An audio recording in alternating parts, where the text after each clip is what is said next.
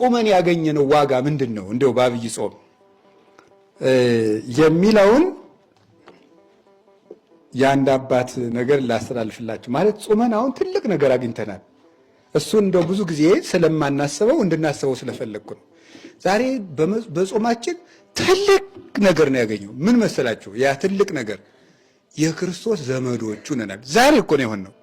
በጾም በትንሣኤ ሆነናል። አዎ፣ ግን ጾመን ትንሣኤውን ስናከብር ሕማማቱን አክብረን ጾሙ ትንሣኤው ጋር ስንደርስ እያንዳንዱ ክርስቲያን እንግዲህ ተመልከቱ፣ ዓለም መቼም ሁልጊዜ ከክርስቶስ እቅፍ እንደጎተተችን ነው የምትኖረው።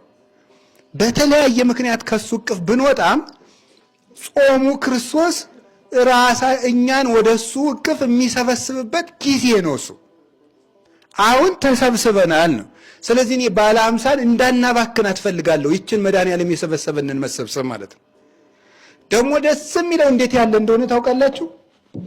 አሁን ጾሙን የመጀመሪያው ቀን ይጾም አለ፣ ግማሽ ጾም አካባቢ ይጾም አለ፣ መሀል ላይ ታሞ አቋርጦ በከኒን ያቋረጠ በከኒን በመድኃኒት ያቋረጠ ይኖራል። እንዲሁ ዝም ብሎ ሳይጾም ደግሞ ኑሮ ድንገት አንድ ሰባኪ ሲሰብክ ሰብቶት ሳምንት ሲቀረው ይጾምም ይኖራል። እንዲሁ ሲበላ አከርቦ ደግሞ ዓርብን ብቻ ይጾምም ይኖራል፣ የስቅለት ዕለት። አዲያ ለነዚህ ሁሉ ምን አይነት ተስፋ እንዳለን አንድ የቤተ ክርስቲያን አባት የተናገረውን ልንገራችሁ። ቅዱስ ዮሐንስ አፈወርቅ የቤተ ክርስቲያናችን ሽልማት፣ እሱ የፋሲካ በዓልን አስመልክቶ ባስተላልፈው መልእክቱ ከሌላ ቋንቋ ስለተረጎምኩት የትርጉም ስህተት ቢኖርብኝ እኔው ነው ተጠያቂ እና ይቅርታ ብላችሁ እንድትሰሙኝ ነው።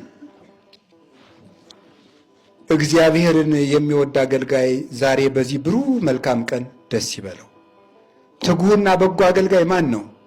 እንግዲያውስ ፈጽሞ ደስ ይበለው፣ ወደ ጌታው ደስታም ይግባ።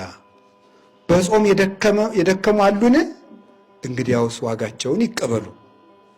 በነግህ ጀምሮ ያገለገለ የሚገባውን ዋጋ ይቀበላል። ከሦስተኛው ሰዓት በኋላ የመጣ ካለም በፍጹም ደስታ በምስጋና በበዓሉ አንድ ሆኖ ይሳተፍ። ጥቂት ዘግይቶም የመጣው እኮ ነው። በትንሣኤ ይህንን የሚሰጠን ይገርማቸዋል። እንደሚገባ ይጾማል፣ እንደሚገባው ነው። አይኑን አንጽቶ ጆሮውን አንጽቶ አፉን አንጽቶ ይጾማል። አንዱን ከአንዱ እየቀላቀልን የጾምንም አለን። አለ ምን አለ መሰላችሁ? እስከ ሦስተኛው ሰዓት በኋላ የመጣም ካለ በፍጹም ደስታ በምስጋና በበዓሉ አንዱ ነው ይሳተፍ። ከስድስተኛው ሰዓት በኋላ የመጣም ያለ ዋጋ አይቀርምና አይጠራጠር። እስከ ዘጠነኛው ሰዓት ድረስ የዘገየ ቢኖርም ይምጣ። ዛሬ ክርስቶስ ትንሣኤ ነው ይህን የሰጠን። በ11ኛው ሰዓት የደረሰን በመዘግየቱ አይፍራ። ጌታ ቸር ነውና ፊተኛውንም ኋለኛውንም አንድ አድርጎ ይቀበላል።